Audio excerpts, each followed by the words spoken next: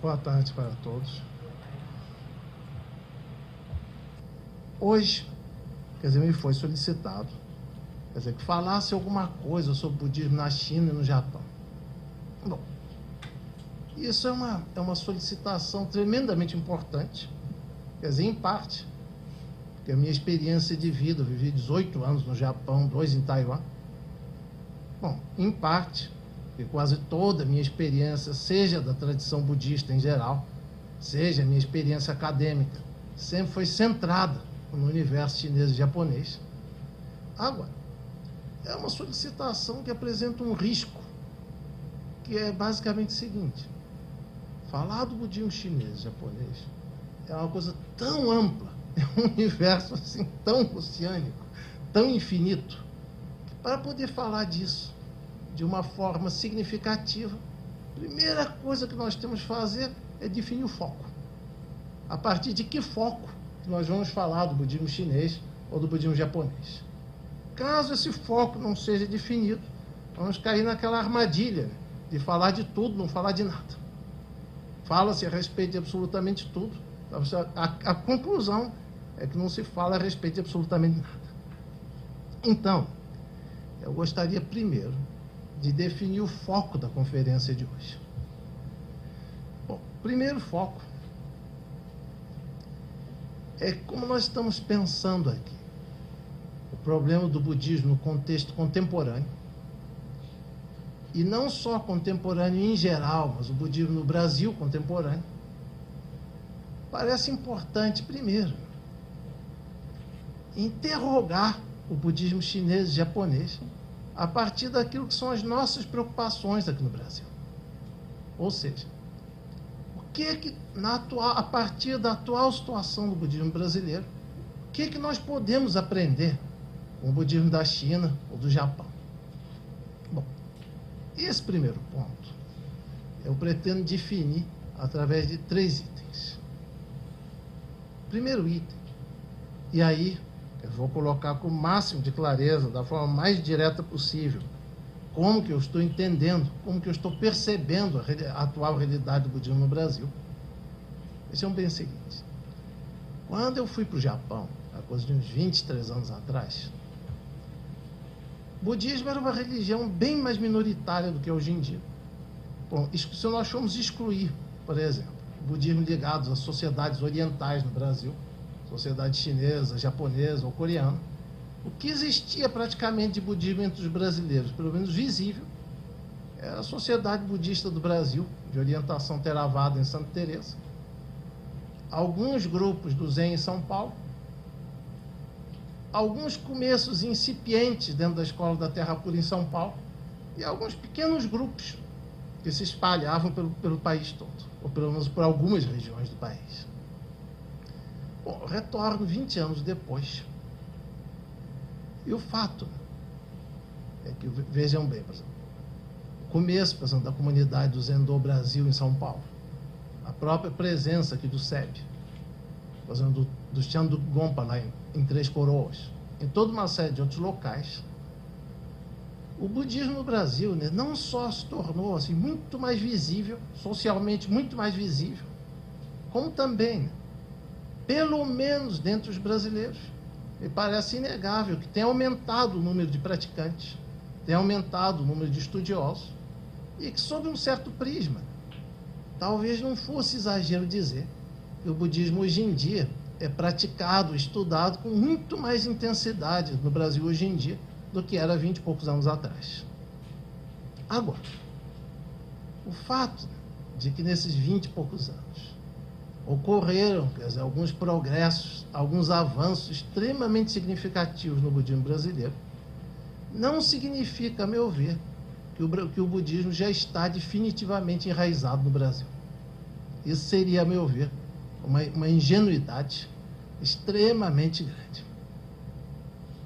O sentimento que eu possuo no momento é que realmente o budismo teve grandes avanços no Brasil, mas caso ele não faça um esforço para se enraizar, para adquirir, um certo enraizamento dentro da sociedade brasileira, nada impede que, apesar de todos esses avanços, ele desapareça daqui a 20 ou 30 anos como um fenômeno de superfície.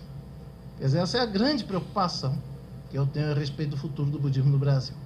Ou seja, inegavelmente, ocorreram grandes avanços, mas da forma como o budismo ainda se coloca no Brasil, eu acho que seria demasiadamente otimista dizer que ele já é uma religião enraizada, mesmo como uma religião minoritária.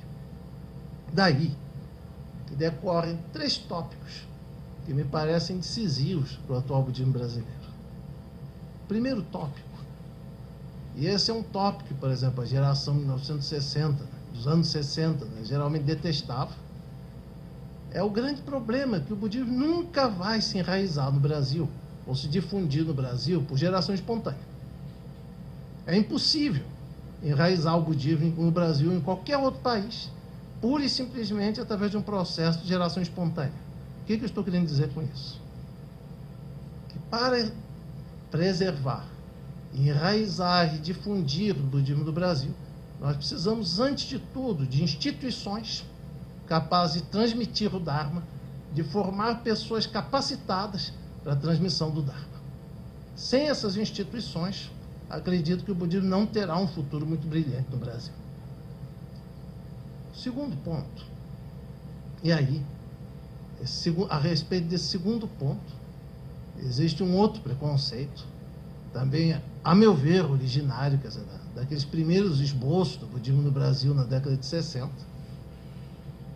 que é o preconceito anti-intelectual que ainda é muito presente no budismo brasileiro.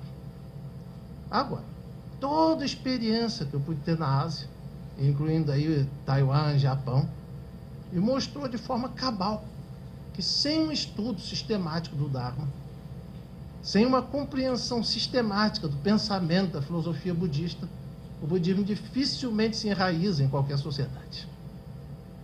Então, esse é um segundo ponto que me parece de uma importância também decisiva. Agora, por fim, acredito eu, que durante a década de 60, por exemplo, quando o budismo ainda tinha uma presença mínima na sociedade brasileira, ele era uma religião que tendia, de uma certa forma, um individualismo muito extremado. O budismo tendia a ser muito mais uma coisa que se curte, uma coisa que se gosta, uma coisa bacana, do que propriamente alguma coisa em que nós enganjamos a nossa vida. Alguma coisa que forma uma comunidade, que é capaz de formar uma comunidade, capaz de superar precisamente esse tipo de individualismo. O que eu estou querendo dizer com isso? Me parece, na medida que o budismo se mostre presente na sociedade brasileira, ele não vai poder ignorar os vários problemas que existem nessa sociedade. Então, em última instância, o que seria uma ética social budista no Brasil? De que forma o budismo poderia pensar a sociedade brasileira através dos seus pressupostos? A meu ver, essa vai ser a última e a mais decisiva questão de se o budismo vai se enraizar realmente no Brasil. Que vejam bem o seguinte: quando nós falamos, por exemplo, de budismos tibetanos, de budismos japoneses, o que significa isso? Por exemplo, os tibetanos aprenderam as bases do budismo na Índia, mas só começou a surgir um budismo tibetano no momento que essa tradição de pensamento passou a pensar a realidade tibetana. Ou seja, no momento que os tibetanos começaram a pensar a sociedade tibetana a partir de premissas budistas. Eu acredito que no Japão foi a mesma coisa. Eu acredito que também, em todo e qualquer país em que o budismo tenha se difundido, ocorreu um processo semelhante.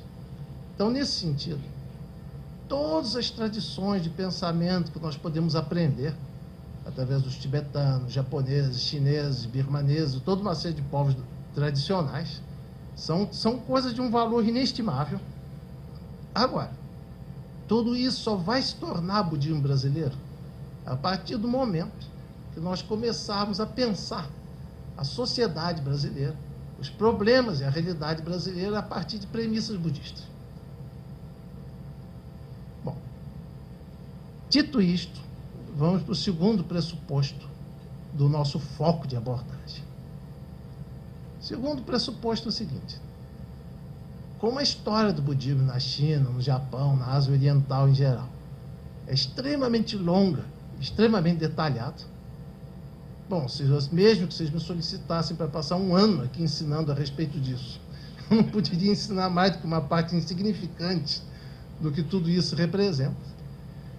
Na conferência de hoje, né, na aula de hoje, eu vou me restringir ao budismo moderno, às formas modernas do budismo na China e no Japão.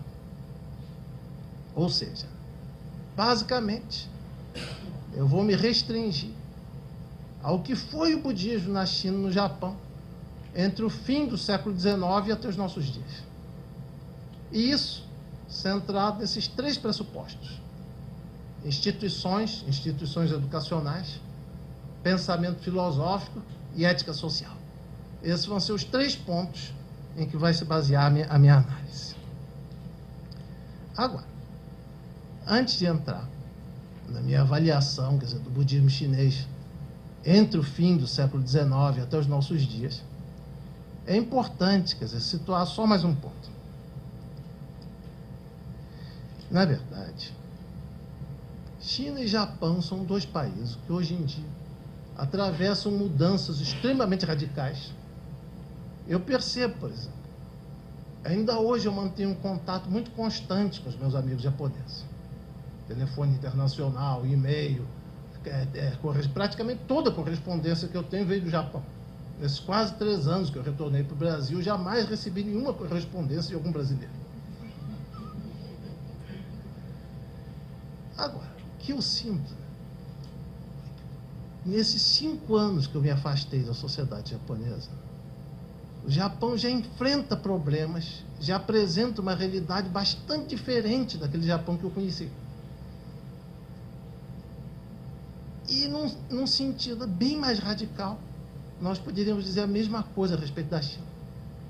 Ou seja, nós podemos avaliar o que foi o budismo na China e no Japão entre o fim do século XIX até o fim do século XX.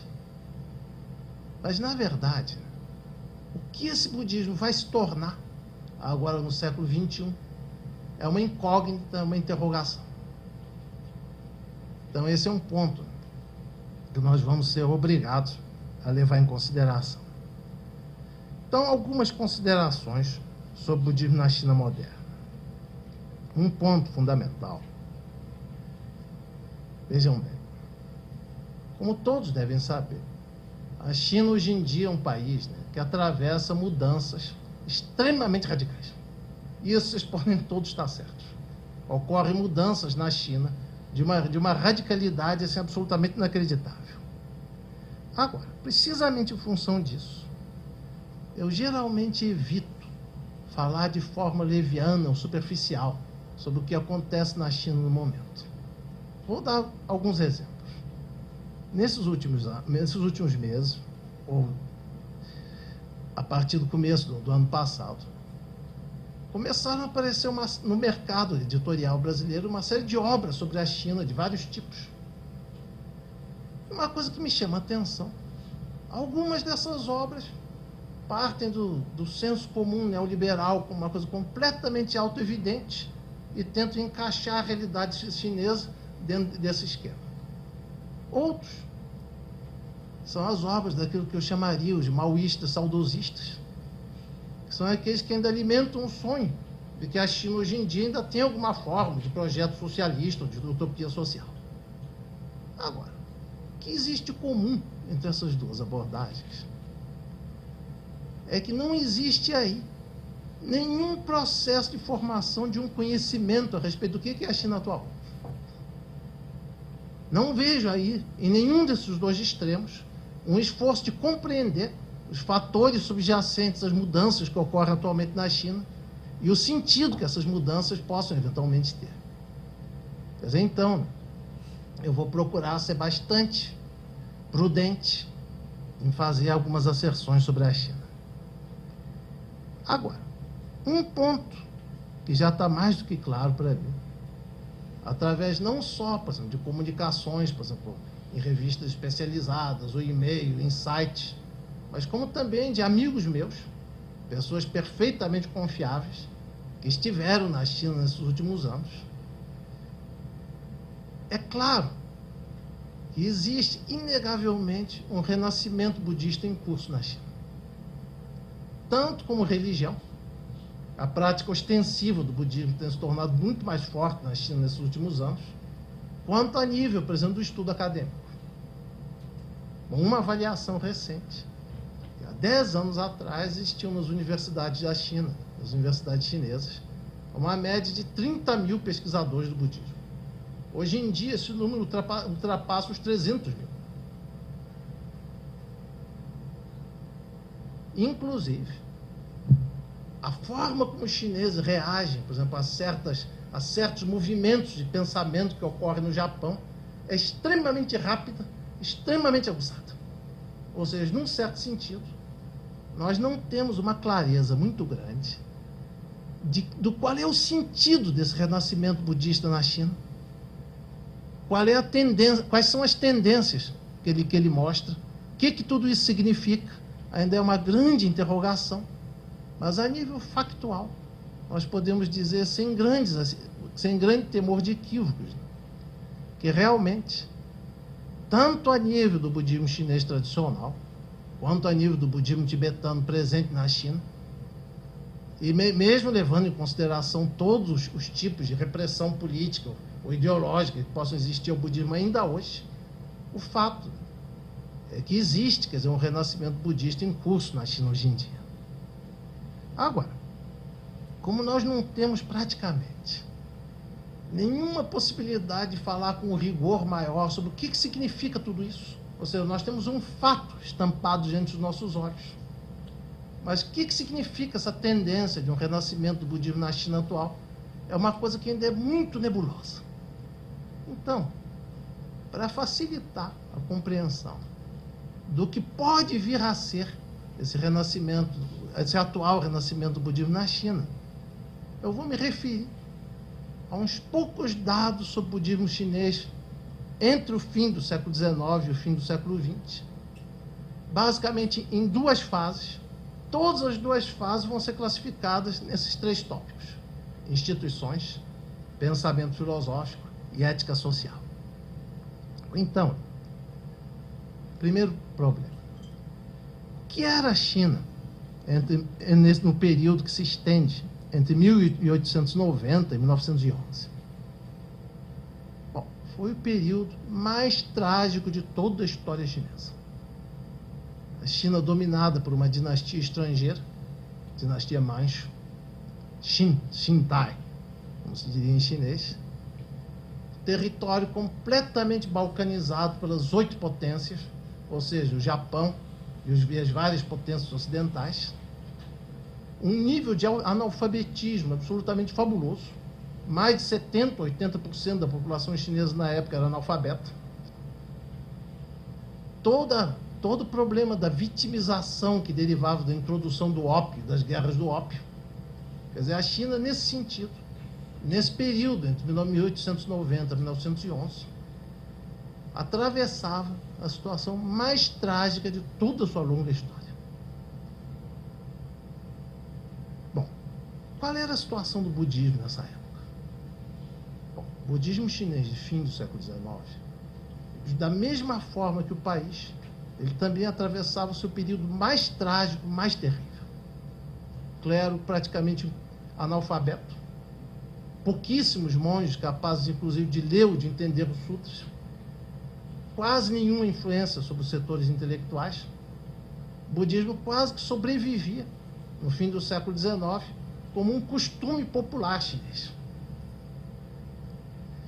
Agora, é curioso que é precisamente nesse momento, fim do século XIX, nesse período que se estende entre 1890 e 1911, que começam algumas tendências extremamente fortes de renascimento budista na China.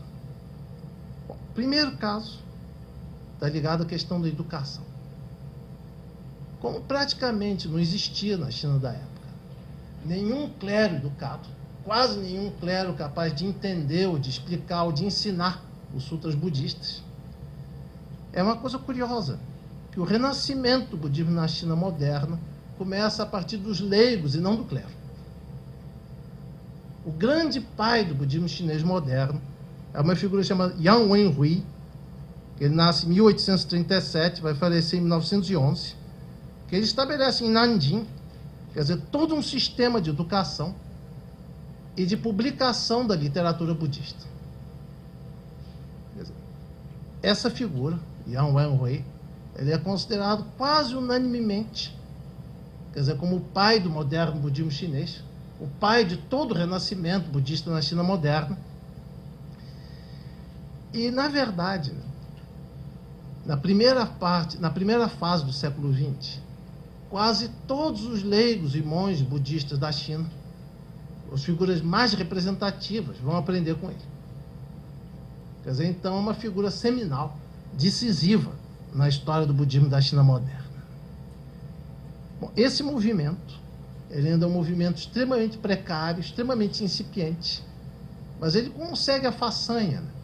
Não só de publicar o Tripitaka já existente, como trazer aspectos do Tripitaka que só estavam preservados no Japão, trazer muita literatura do Japão e começar a formar monges e leigos capazes de entender esse tipo de literatura. Bom, segundo problema, que vai ter extensões posteriores, é a questão do pensamento filosófico.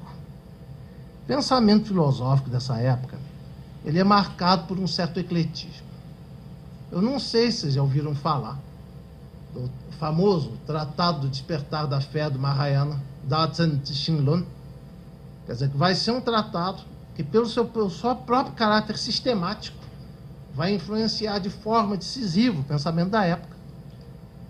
Mas a influência desse tratado já vai começar debaixo de uma contradição muito grande, que é precisamente a reintrodução dos textos da escola Yogacara a partir do Japão.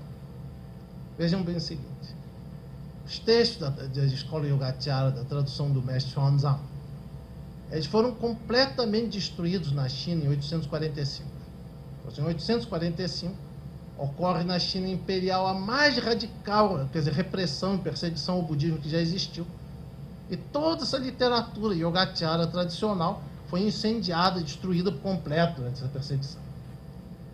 Então, essa literatura foi completamente esquecida na China durante séculos, mas ela foi reintroduzida na China, fins do século XIX, através do intercâmbio entre Yang Wenhui, que é essa figura que eu acabei de me referir, e um erudito japonês chamado Nanji Bunyu. Eles tinham uma certa relação de amizade, então Yang Wenhui fez que Nanji Bunyu enviasse para a China todo esse material de estudo. Bom, nessa época isso ainda não vai me apresentar frutos muito grandes, mas, na verdade, o renascimento da escola Yogacara na China moderna vai significar, né, a perspectiva filosófica e intelectual mais central de todo o budismo da China moderna. Então, essa é uma contradição extremamente importante. Por fim, a respeito dessa fase, é um dado curioso que esses leigos que começam a se interessar pelo budismo, que começam a se enganjar no budismo em um nível que, na verdade, quer dizer, seria impossível para os monges da época, eles tinham certas preocupações sociais bastante concretas. Ou seja, eles buscavam, dentro da tradição chinesa, um pensamento que tivesse um rigor bastante para poder confrontar com a filosofia e com a ciência ocidental. Eles sentiam que isso era impossível com o confucionismo. Não só pelo confucionismo não ter um conteúdo teórico muito profundo, como também pelo fato do confucionismo ser uma ideologia socialmente conservadora. Então, na verdade, grande parte desses intelectuais do fim do século XIX na China, eles procuram no budismo o único elemento da tradição chinesa que tem um pensamento forte bastante para confrontar o pensamento ocidental e que, ao mesmo tempo, não estivesse limitado pela visão socialmente conservadora do confucionismo. Bom, um ponto que tem sido bastante esclarecido pelos estudos dos últimos anos, mas que geralmente é completamente desconhecido, esses intelectuais ligados ao renascimento budista no fim do século XIX, quase todos eles vão estar na linha de frente da Revolução de 1911, que derruba a dinastia Manchu e estabelece pela primeira vez um Estado democrático na história da Ásia. Bom, colocar aqui um pouco a respeito das minhas preferências pessoais. Existem historiadores da política, colocam, por exemplo, o século XX começou com o caso Dreyfus na França. Tem várias visões sobre como o século XX começou. Eu, pessoalmente, talvez seja até uma certa tendência romântica minha, o século XX, para mim, começa com a Revolução de 1911 na China. É o evento assim, fundador que, em um certo sentido, abre as perspectivas do que seria, quer dizer, o século.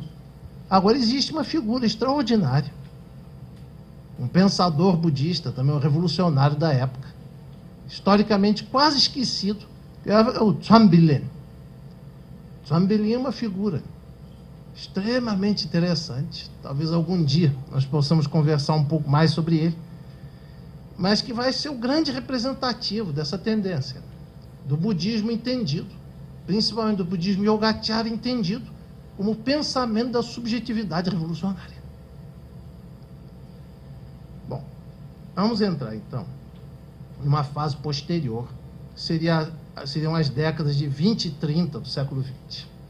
Período que é chamado pelos historiadores da Renascença chinesa. Esse período, ele já é marcado por uma situação bastante distinta. A China já está, em grande parte, consolidada como um Estado independente. Ela já consegue manter, quer dizer, uma relativa autonomia em relação às pressões do Ocidente, do Japão. Agora, em função de uma série de problemas que eram característicos da China da época, a grande tendência cultural, filosófico e intelectual é um movimento, quer dizer, que tinha por slogan, basicamente, ciência e democracia. Ou seja, pensamento tradicional, religiões, budismo, isso só é pura e simplesmente fator de atraso. Então, quer dizer, o que importa para a China poder se consolidar enquanto um Estado moderno, é basicamente a cultura científica e a democracia. Bom, é curioso que alguns dos grandes defensores da democracia da época, como Chiang Kai-shek ou Hu Shi, eles tinham uma visão um tanto quanto fascista da democracia. Mas isso é uma questão que, pelo menos na nossa dissertação de hoje, pode ser, em parte, deixada de lado. Agora, o grande problema nessa época é precisamente em função desse ataque, quer dizer, do modernismo chinês. O budismo precisa desenvolver uma perspectiva intelectual capaz de lidar com as questões do mundo moderno. E aí que nós vamos ter 2 ou 3 eventos extremamente importantes. Primeiro, questão da educação. O que foi a educação budista na China dos séculos 20 e 30? Não, das décadas de 20 e 30. Basicamente, foi uma época marcada pela rivalidade entre 2 seminários. 2 seminários criados no começo da década de 20. Primeiro, o seminário Wuzhan, quer dizer, foi desenvolvido por aquele grande pioneiro do budismo chinês moderno, monge Taishi. Agora, um segundo, de consequências bem maiores, a meu ver, é uma escola quase desconhecida no Ocidente. Em chinês, nós poderíamos chamá-la de Zinan Xue Yuan, quer dizer, o Instituto Chinês de Estudos Internos. Que, basicamente, é uma escola centrada em leigos, em Nanjing. Basicamente, as grandes figuras são todas leigas, e que é a escola que vai promover o estudo profundo do pensamento Yogacara.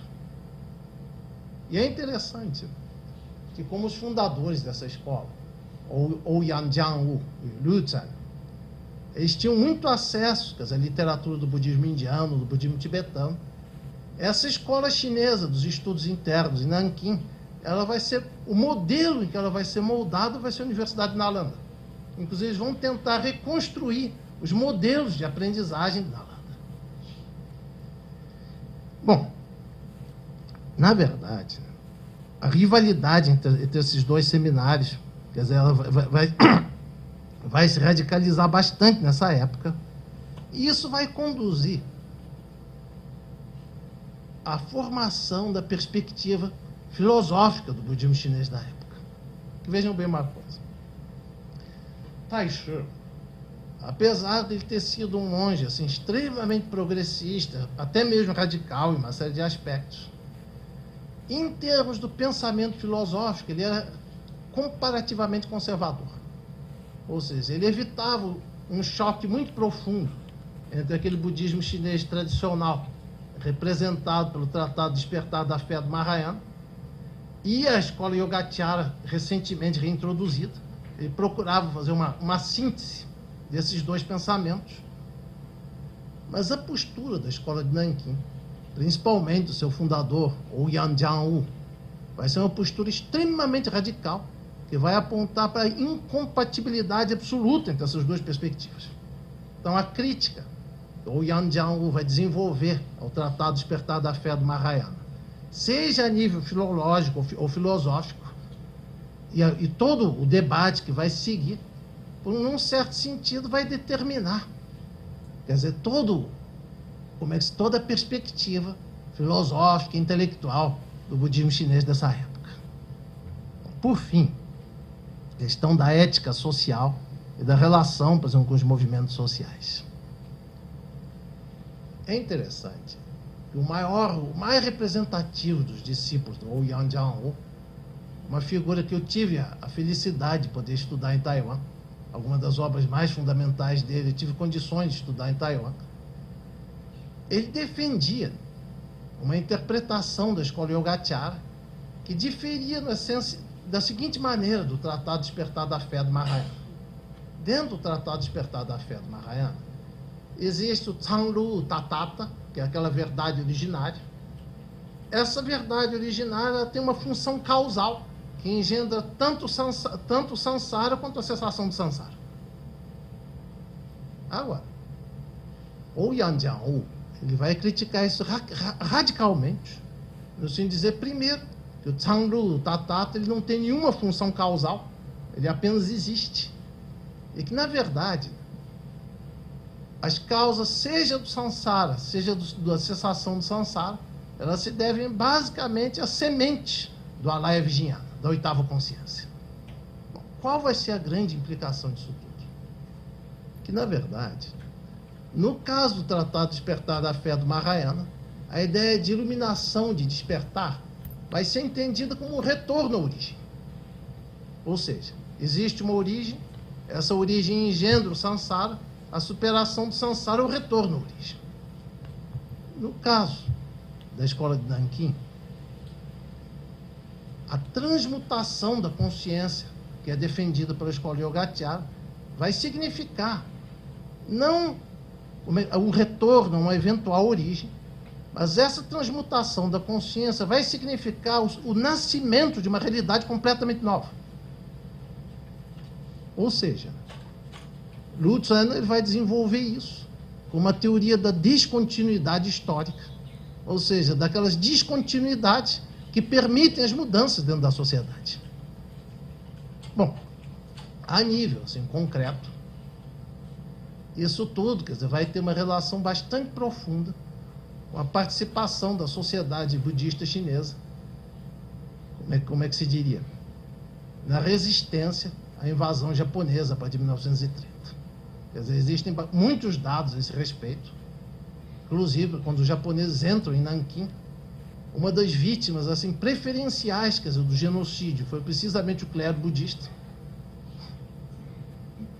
Porque realmente, pelo que nós sabemos, essa presença do clero budista chinês no movimento de resistência foi bastante forte.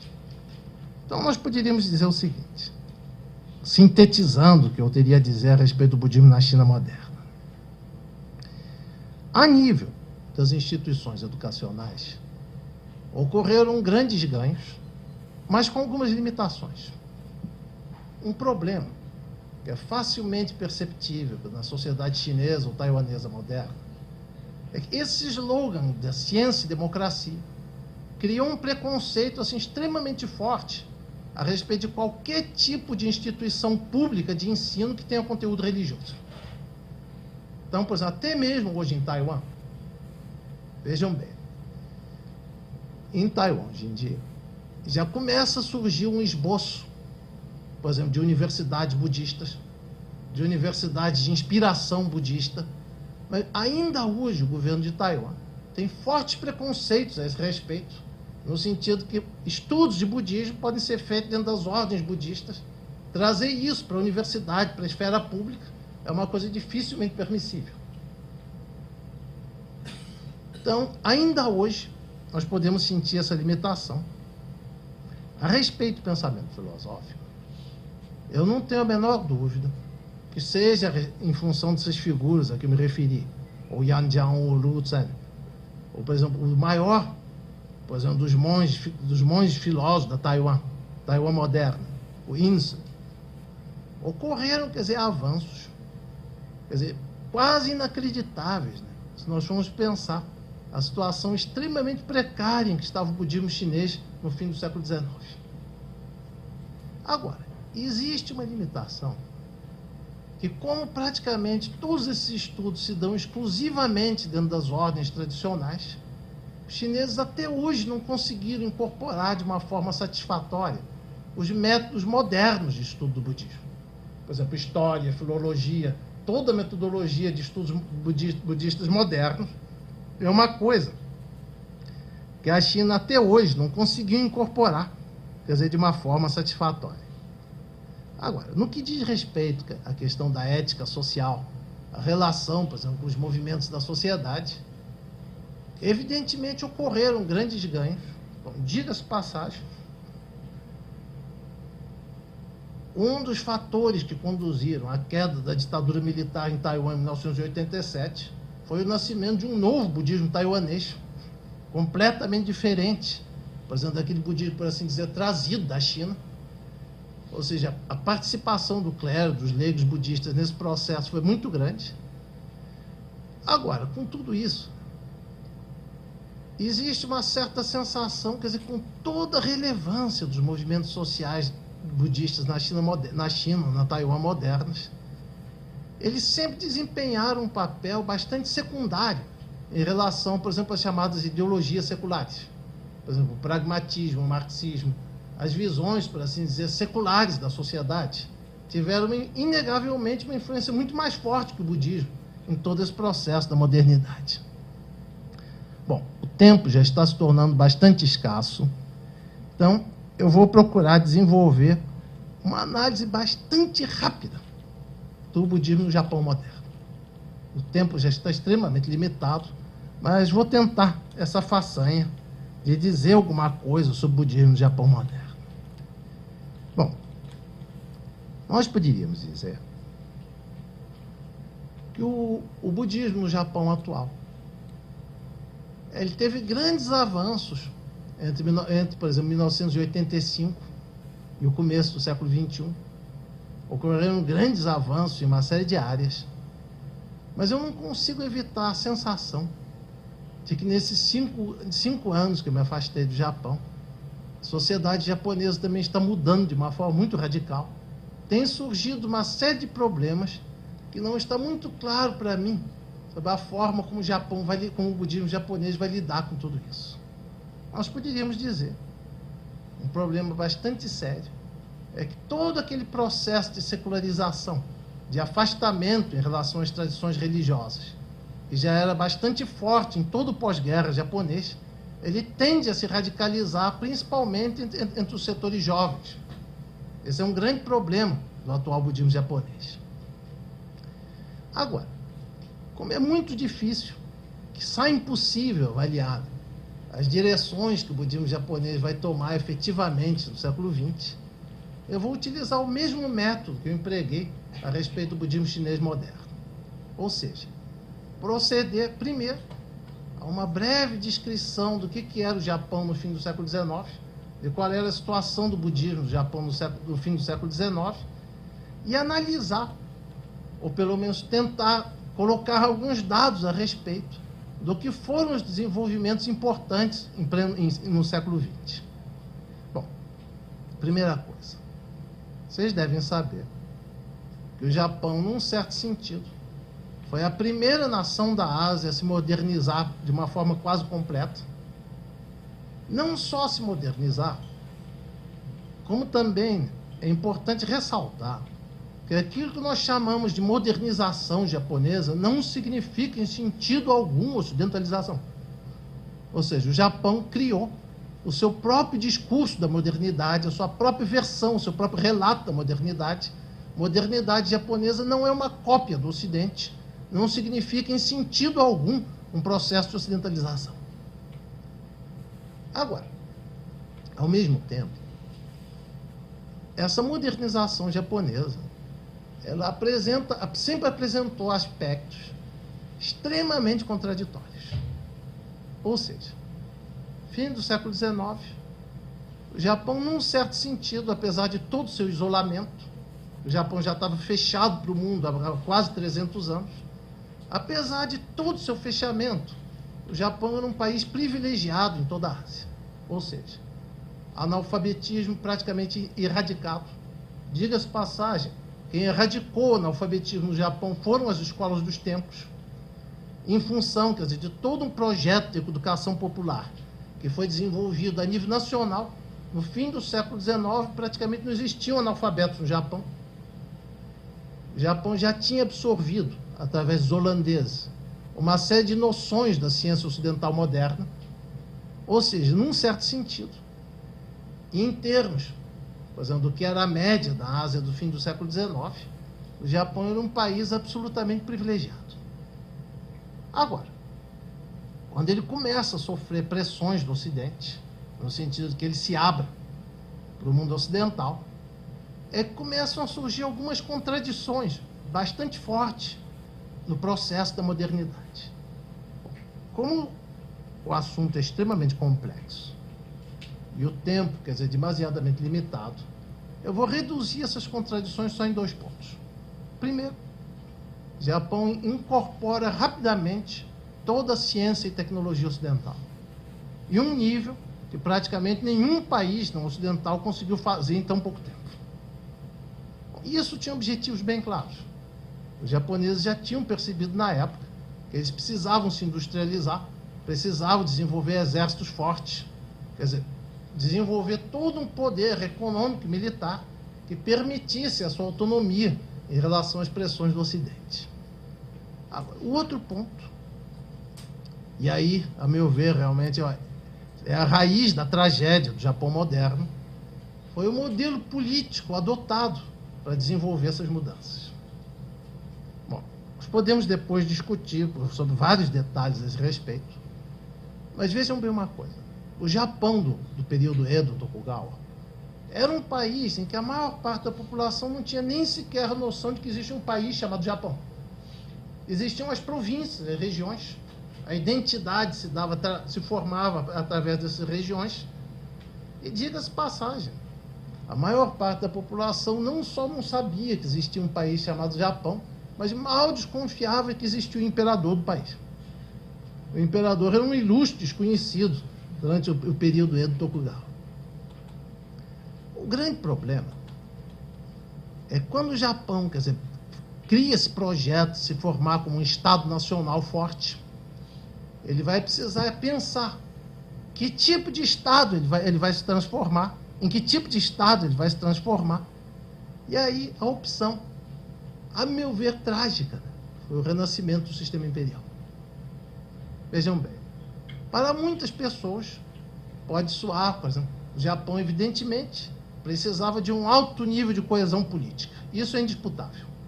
Se ele não tivesse conquistado um alto nível de coesão política, ele não teria conseguido resistir às pressões ocidentais. Agora, o grande problema é quando, através de certos procedimentos, se realiza uma coesão política excessiva.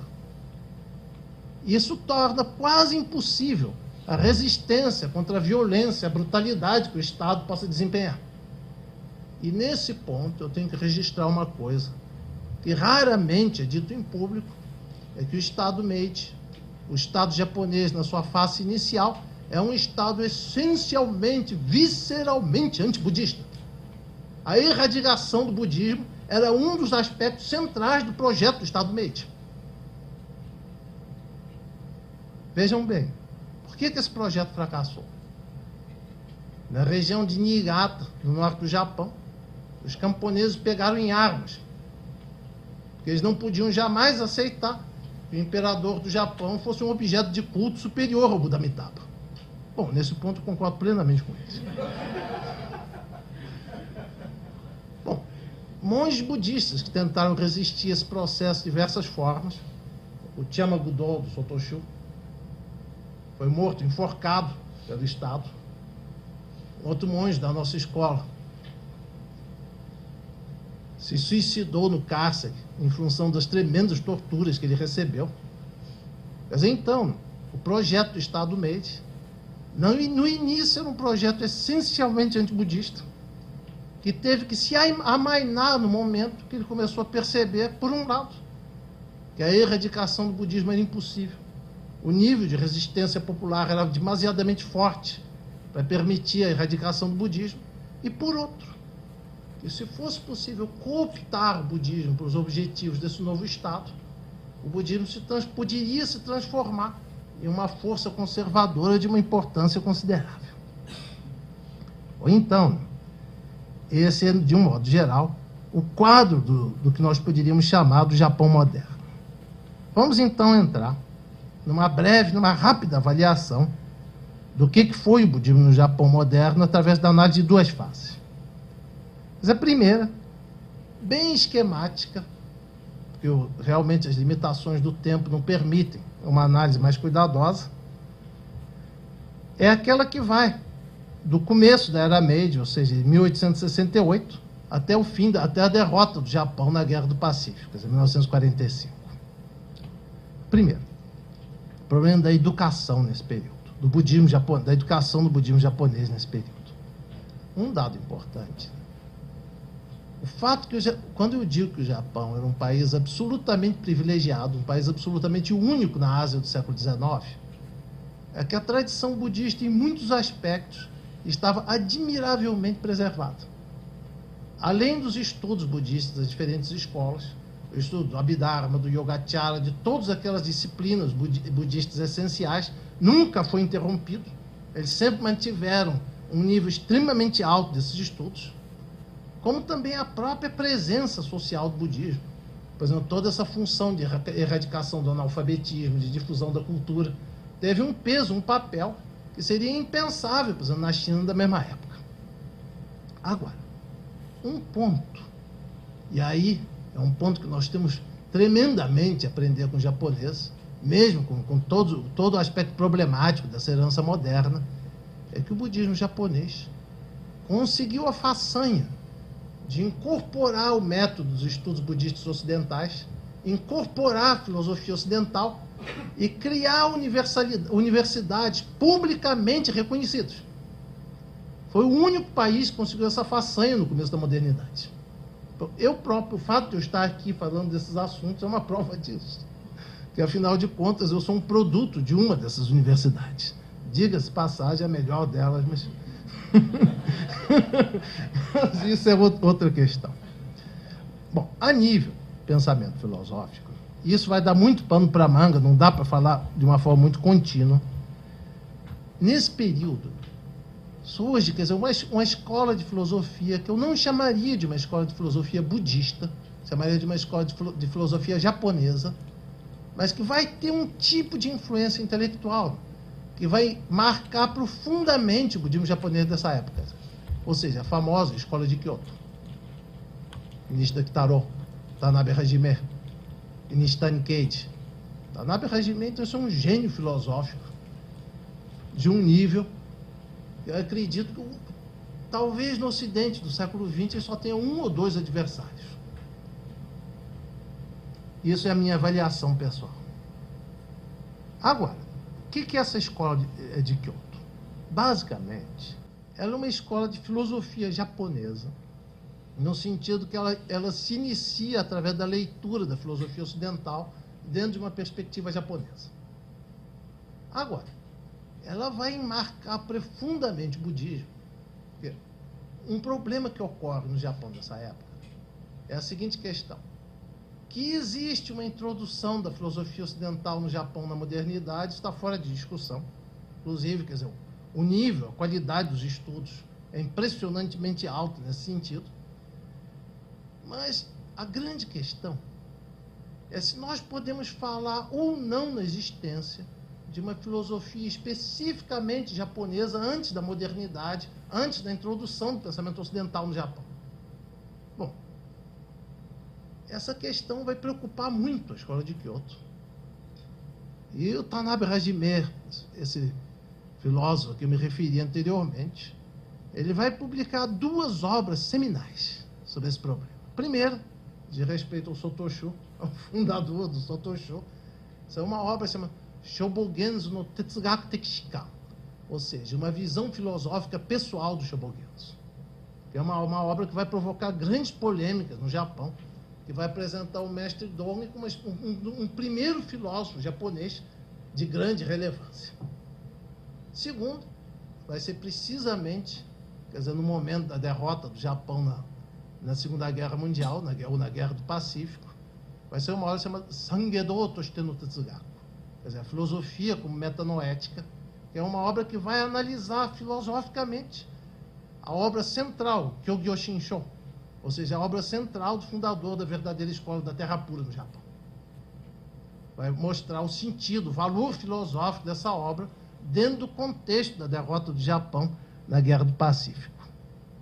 Bom, por fim, a questão da ética social e do engajamento, quer dizer, dos budistas japoneses da época nas questões sociais. Um ponto importante: dentro do período da chamada democracia de Taisho, e aí falemos com clareza, democracia no Japão, quer dizer, não é alguma coisa que tenha sido imposta pelos norte-americanos, que mesmo antes da guerra, a chamada democracia de Taisho já apresentava níveis de uma abertura política, ou democrática, ou cultural, quer dizer, praticamente inacreditáveis em algum outro país da Ásia. Ou seja, nessa fase, existem alguns movimentos dentro do budismo japonês. Por exemplo, a solidariedade com o movimento de libertação dos Burakumin, ou seja, de uma minoria discriminada que existe dentro do Japão. A formação, quer dizer, de algumas minorias ligadas, por exemplo, ao movimento pacifista ou coisas do gênero.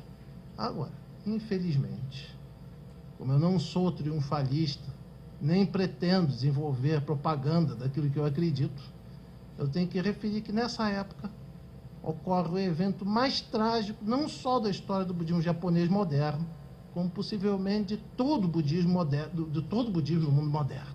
Ou seja, a colaboração das ordens budistas oficiais com as ações imperialistas, fascistas, desenvolvidas pelos japoneses durante a chamada Guerra dos 15 Anos, sobre praticamente todos os seus vizinhos asiáticos. Ou seja, Guerra dos 15 Anos é um termo na historiografia japonesa que se refere ao período que vai desde a invasão da Manchúria, em 1930, até a derrota do Japão na Segunda Guerra Mundial. Essa questão, eu mesmo tive a oportunidade de vivenciar durante os 18 anos que vivi no Japão. Num certo sentido, é o trauma mais profundo da sociedade japonesa em geral, das sociedades asiáticas em geral, e do próprio budismo japonês. Terei alguma coisa a dizer antes de finalizar essa palestra. Bom, por fim, vamos fazer uma breve, uma rapidíssima avaliação do budismo japonês no segundo período, que seria do pós-guerra, de 1946, até, digamos, o fim do século XX. Primeira coisa, questão da educação. Todo esse processo, né, dos estudos, da formação dos estudos budistas modernos, da criação, quer dizer, das universidades budistas enquanto entidades autônomas, mas reconhecidas pelo Ministério da Educação, inclusive reconhecidas como locais que desenvolvem, quer dizer, pesquisas de um nível extremamente alto. Isso vai se consolidar no pós-guerra a um nível que hoje em dia não é um nível religioso, evidentemente, mas a nível dos estudos acadêmicos, o Japão é o líder invencível a nível de todo o planeta.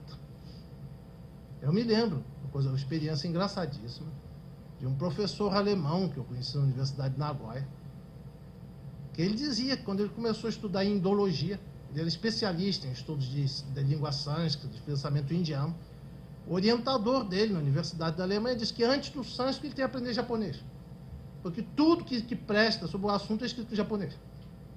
Então não existe como fazer estudos indianos sem conhecer a língua japonesa. Bom, essa é uma hegemonia que o Japão conquistou, quer dizer, no pós-guerra. Ele não tem hoje em dia, ainda hoje, ele não tem nenhum adversário, seja entre os outros países da Ásia, ou seja no Ocidente. Ou seja, o fato do Japão, dele ter, por um lado, uma história de milênios de estudos budistas dentro da língua chinesa, e de, por outro lado, ele ter incorporado com sucesso as metodologias modernas de estudo do budismo, ajudou que ele se consolidasse em um nível em que ainda hoje ele não tem adversários a nível do estudo acadêmico do budismo. Diria eu que isso, num certo sentido, principalmente, quer dizer, durante a minha experiência em Komazawa, se expressou como um nível de maturidade, quer dizer, intelectual e filosófica extremamente elevado. Vejam bem, nos anos que eu vivi em Komazawa, foram precisamente os anos em que nasceu o chamado budismo crítico. Bom, Lama Tartin deve entender a briga do Genton Shanton em território japonês. As brigas antigas sempre renascem. Ou seja, eram discussões que possuíam uma violência assim, absolutamente inacreditável. A universidade vivia um estado de crise permanente. Agora, é interessante, precisamente a violência dessas discussões não só não perturbava as relações humanas, mas como aprofundava as relações de confiança.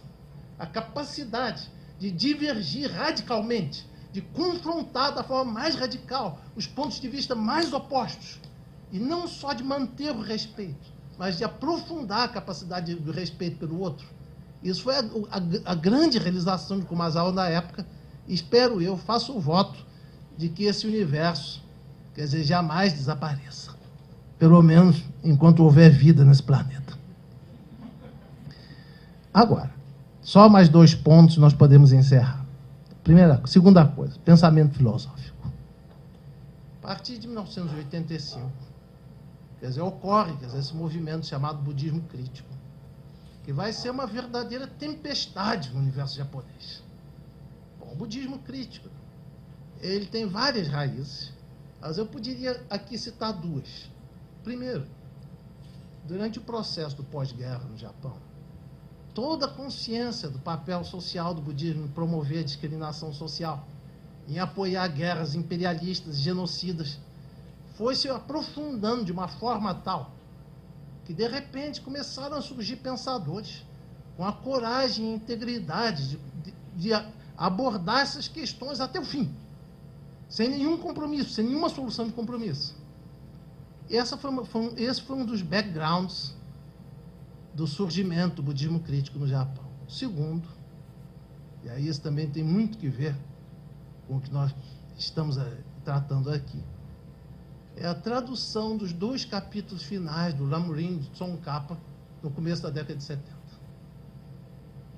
Ou seja, a introdução, quer dizer, do pensamento do Lamrim na Universidade Japonesa provocou uma crise de uma radicalidade inacreditável. E é interessante que nenhum desses grandes pesquisadores ou pensadores japoneses se converteu à escola Gelupa ou coisa do gênero, mas tudo isso se mostrou um instrumental de uma profundidade, de um valor absolutamente inacreditável na própria reavaliação da tradição extremo-oriental. Bom, não seria exagero dizer que sem os 2 últimos capítulos do Lamrim não teria existido a minha tese de doutorado. Ou seja, o budismo crítico, nesse ponto, apresentou, quer dizer, uma importância imensa, inclusive, porque ele iria aprofundar e radicalizar o distanciamento crítico do budismo japonês em relação ao sistema imperial. Ou seja, no pós-guerra, principalmente em Komazawa, o budismo japonês começa não só a criticar explicitamente o sistema imperial, como também a se enganjar em determinados movimentos que iriam ter, quer dizer, grandes consequências nesses últimos anos. Bom, só mais um dado e podemos terminar. Questão da ética social e dos movimentos sociais. Uma obra que vai surgir, quer dizer, bem antes do budismo crítico, é que me parece uma obra normativa para pensar o budismo atual. É uma obra chamada Responsabilidade de Guerra dos Budistas, do Ichikawa Hakugen. Ichikawa Hakugen, ele era um monge do Rinzai Myoshin-ji-ha. Foi uma figura, não só de uma integridade intelectual, né? Quer dizer, ímpar, como também, né, foi a primeira figura que teve coragem de trazer à tona todo esse problema da colaboração do budismo japonês com as guerras imperialistas desenvolvidas pelo Japão. Quer dizer, nesse sentido, é uma figura absolutamente única, mas a sua obra iria ter continuidade. E aí eu vou colocar só um dado e podemos encerrar. Vejam bem o seguinte. Na época em que eu entrei no Japão, em 1985, estava em curso um conflito extremamente forte entre o budismo japonês, principalmente a Escola da Terra Pura e o Estado.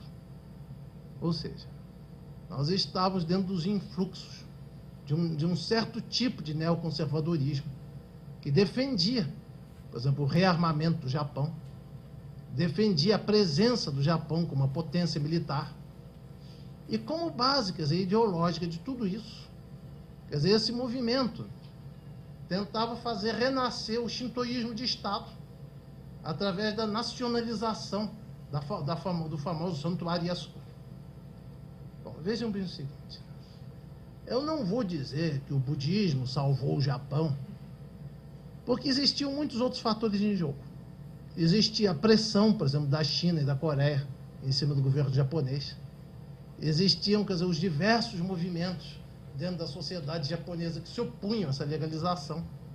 Agora, o ponto principal que eu queria destacar: a sociedade japonesa é uma sociedade em que praticamente todos os conflitos sociais de maior envergadura se dão através da mediação jurídica. Eu me lembro, ontem, Lama Santen se referiu, por exemplo, à relação do budismo com a ciência, à relação do budismo com a filosofia. Traduzido para o Japão moderno, seria a relação do budismo com a teoria jurídica. Ou seja,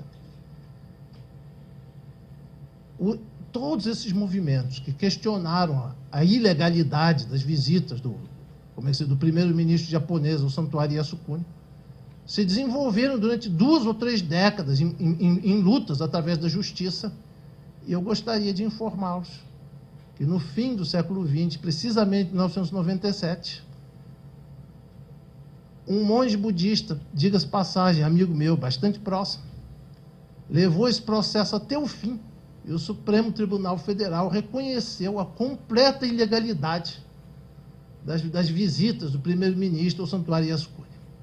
Então, nesse sentido, que eu gostaria de dizer o seguinte: os budistas brasileiros, em geral, ainda tem uma visão do budismo como uma religião de gente boazinha. Ou seja, a realidade do budismo não é nada disso. Mas muitas vezes as pessoas, quando começam a saber de determinadas realidades, então, de repente, quer dizer, surge, quer dizer, toda uma onda, por exemplo, de calúnias a respeito do Japão, ou seja, de depreciação, quer dizer, do valor da tradição japonesa. Mas eu aqui posso testemunhar que, seja ao nível intelectual, seja ao nível de conduzir as consequências práticas desses problemas, o budismo japonês, nessas últimas décadas, deu uma inegável contribuição à paz mundial, ao processo, por exemplo, de obstaculizar a formação das guerras, de bloquear a formação, quer dizer, de alianças militaristas. E, nesse ponto, uma palavra final. É muito fácil denegrir o budismo japonês, dizer que ele não passa de uma ideologia nacionalista sem nenhum conteúdo universal, e de repente cair no extremo oposto, que é um certo orgulho ocidental, e achar que nós, ocidentais, modernos, democráticos, vamos fazer muito melhor. Não me parece que isso esteja acontecendo.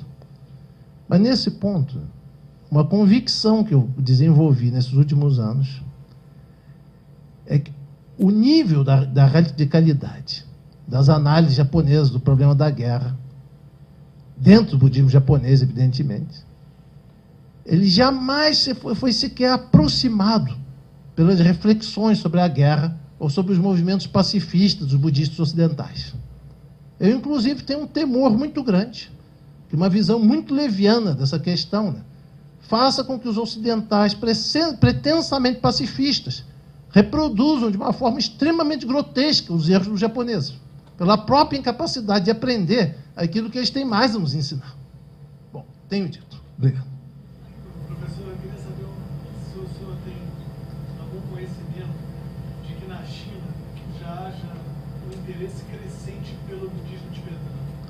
Isso é claro. Em que, evidentemente, existem controles políticos, existem, inclusive, tentativas do governo de Pequim de se utilizar de certos movimentos de ressurgência religiosa tibetana. Mas eu talvez não fosse uma, como é que se diz, uma leviandade dizer que se as coisas continuarem caminhando do jeito que estão, talvez até o fim do século XXI o budismo tibetano seja a religião dominante na China.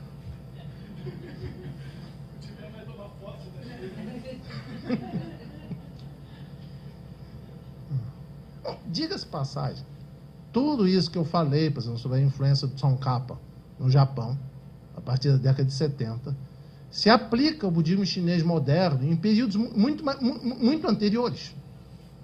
Veja bem, todos os grandes pensadores do budismo chinês moderno, Lu Tsen, In Sun, todos eles sofrem uma influência tremenda do Tsongkhapa.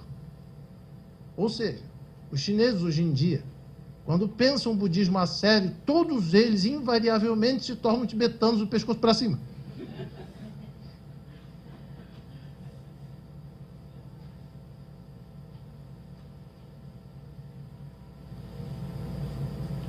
Sim. A Jaiana vai ter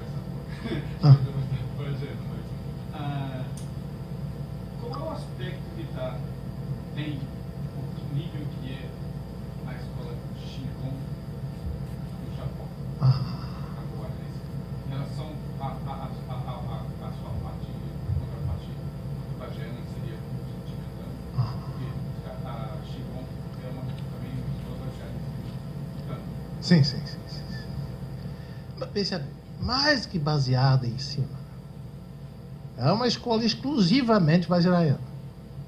Tanto que no Japão, vamos supor, no Tibete você tem essa alternativa de estudar o Sutra e o Tantra dentro de uma mesma escola. No Japão, se quiser levar a prática vajrayana a fundo, únicas alternativas que você tem é se tornar discípulo de um mestre Shingon ou se converter ao Shingon. Agora, tem duas diferenças básicas entre o Vajrayana no Japão e no Tibete. Primeiro, que ele deriva, quer dizer, o Vajrayana japonês, ele deriva de um tipo de linhagem que existiu na China, mas que já desapareceu historicamente. Quer dizer, é uma linhagem que, em muitos aspectos, é diferente das formas do Vajrayana ou do Tantra que foram transmitidos no Tibete. O segundo ponto é que o budismo Vajrayana Shingon, ele apresenta uma série de influências do pensamento chinês muito fortes. Então, por exemplo, esse tratado Despertar da Fé do Mahayana que eu me referi, seria um dos textos básicos da compreensão de mundo do Shingon. E, trazendo de volta a questão para o que nos importa mais, eu não sei muito bem qual seria, por exemplo, a relação do Vajrayana Shingon, por exemplo, com a visão do Vajrayana, por exemplo, no Nyingma, no Kagyu. Agora, ela é radicalmente diferente da visão Gelupa, porque ela é apenas Shenton. É a forma mais radical do Shenton que você possa pensar. Ou seja, do vazio de outro. Então, a base filosófica contrasta fortemente com a tradição Gelupa, apresenta algumas afinidades, acredito eu, com a Nyingma ou o Kagyu, mas eu acredito também que seja uma forma de Shenton muito mais extremada.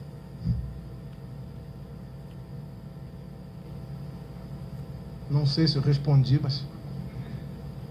Não, ou seja, um ponto importante. O budismo japonês é muito marcado por uma certa estrutura sectária. Vou dar um exemplo bem compreensível. Se você entra num templo no Japão e pergunta a que escola o templo pertence, para qualquer monge a resposta é óbvia. É Shingon, é Tendai, é Jodo, Jodo Shinshu, qualquer uma dessas é extremamente bem definido. Se você entra num templo em Taiwan, na China, e pergunta qual é a escola, o monge nem entende direito a pergunta. O que o senhor está querendo dizer com isso? Escola, o que o senhor quer dizer com esse negócio de escola? Então, realmente, quer dizer, tem esse problema. Agora, no Japão, realmente, você não tem um curso de aprendizado que englobe igualmente Sutra e Tantra.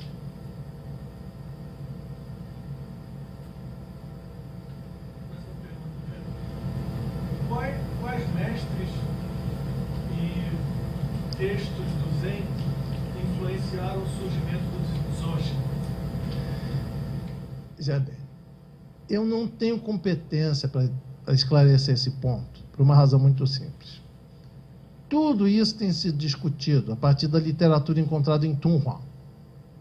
Ou seja, a análise da literatura em Tunhuang mostrou, por um lado, que no Zen mais antigo existe uma série de linhagens, por exemplo, que não remontam a Bodhidharma, que o Zen, na sua origem, era um movimento muito mais complexo, com uma quantidade, diversidade muito maior de linhagens.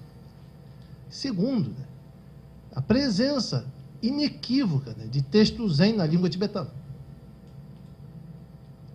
Então, quer dizer, como eu não sou um pesquisador, pelo menos no momento, quer dizer, dessa literatura encontrada em Tunhuang, individualmente eu não tenho como dar, quer dizer, uma resposta conclusiva. Mas o que é claro hoje em dia, pelo menos a nível acadêmico, é que o Zen e o Dzogchen têm inequivocamente raízes comuns. Eu já ouvi dizer que os tibetanos não sabem disso.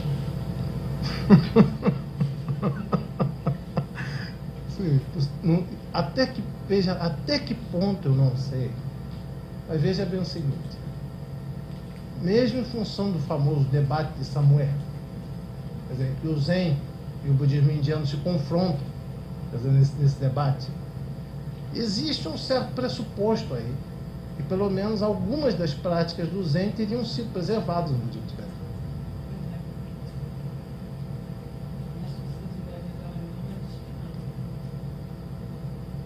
Quem sou eu para discutir com ela? Estou me referindo a uma questão puramente acadêmica, que, pelo menos a nível dos estudos especificamente acadêmicos, é considerado quase óbvio que existe uma relação essencial entre Zen e Dzogchen. É divertido, não sabe. Não sei para quem que isso é divertido, mas paciência.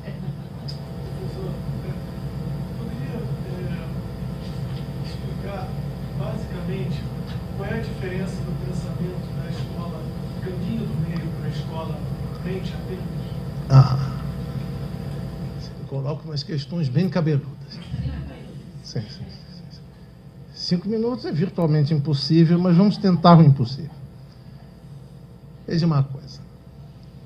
O ponto essencial, né, que difere, que faz o budismo Mahayana diferir do chamado budismo clássico, incluindo aí, por exemplo, os Sarvastivadins, os Theravadins, etc., é a questão das duas modalidades do vazio.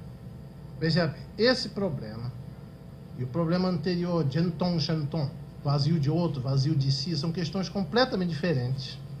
E Genton, Shenton é um tópico que só faz sentido em discussões dentro do Mahayana. Vazio do Atman, vazio dos Dharmas, é uma questão, quer dizer, que diz respeito basicamente ao confronto entre o budismo clássico e o Mahayana. Ou seja, o budismo clássico ele só reconhecia uma modalidade de vazio, que nós poderíamos chamar de vazio analítico. Ou seja, você analisa cada um dos 5 agregados Quer dizer, forma, percepção, todos eles são impermanentes, são insatisfatórios, são ausentes de Atman. E, em função dessa análise, você chega à conclusão de que não existe um Atman dentro dos agregados. Bom, esse ponto de vista, basicamente, quer dizer, ele é comum ao budismo como um todo. Mas, no caso do budismo clássico, isso vai ser entendido como um ponto de vista definitivo. Agora, o grande problema, e aí, o fato de eu sempre dar uma de chato, de insistir que Dharma não é fenômeno, que traduzir Dharma como fenômeno torna a filosofia budista completamente ininteligível, é que no caso do Dharma, por exemplo, os 5 agregados, para o Mahayana, os 5 agregados vão ser bases válidas de conhecimento, mas não vão ser, como é que se diria, objetos definitivos de análise.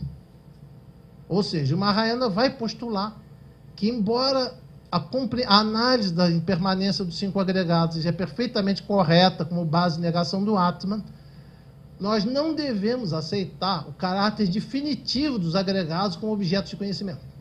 Os agregados não são Atman, isso é claro. Não é nenhuma substância nesse sentido, mas é no sentido de existirem ou não objetos de análise definitivos. O Mahayana vai dizer que não. Daí ele vai postular o vazio dos dharmas. Bom, todas as divergências essenciais, né, entre a escola do caminho do meio e a escola Yogacara vão derivar da forma como se entende esse vazio dos dharmas. No caso, quer dizer, da escola do caminho do meio, a Madhyamaka, quer dizer, ela vai defender, como é que se diria, a natureza intrinsecamente vazia dos agregados, sem nenhuma referência, por exemplo, a processos de conhecimento, ou a forma como a mente apreende esses processos. No caso da escola Yogacara, veja bem, ela vai defender a postura que os 5 agregados podem ser perfeitamente reais, mas eles só existem enquanto formações da consciência. Bom, exemplo. Os Sarvastivadins, ou seja, nós, defendiam, por exemplo, tem a base e o objeto da formação da consciência, tem a base, o objeto e a consciência. Os Sarvastivadins defendiam que o instante que a base bate no objeto, o instante que surge a consciência, são absolutamente simultâneos. Ou seja, isso leva, quer dizer, a um certo otimismo intelectual, um otimismo a respeito da possibilidade do conhecimento, em que nós podemos conhecer os agregados diretamente da forma como são. Agora, os Yogacharyas, eles vão defender a postura de que entre o instante que a base bate no objeto e o instante que surge a consciência, existe um delay essencial. Ou seja, nós nunca temos acesso à experiência. Ou seja, no momento que a consciência surgiu, a base e o objeto já caíram no passado. Ou seja, nesse sentido, nós nunca temos experiência propriamente dita, nós só temos a representação da experiência. Esse seria o ponto de vista Yogacara. Ou seja, basicamente, quer dizer, é uma diferença, quer dizer, que deriva da diferença de compreensão do que é o vazio dos dharmas. O que vai ser, basicamente, o ponto decisivo que vai fazer diferenciar todas as escolas do Mahayana. Ou seja, Mahayana, enquanto Mahayana, sempre pressupõe o vazio dos dharmas. Agora, como o vazio dos dharmas é entendido, isso é que vai ser diferente das escolas. Sistemático do Dharma, sem uma compreensão sistemática do pensamento da filosofia budista, o budismo dificilmente se enraiza em qualquer sociedade. Então, esse é um segundo ponto que me parece de uma importância também decisiva. Agora, por fim,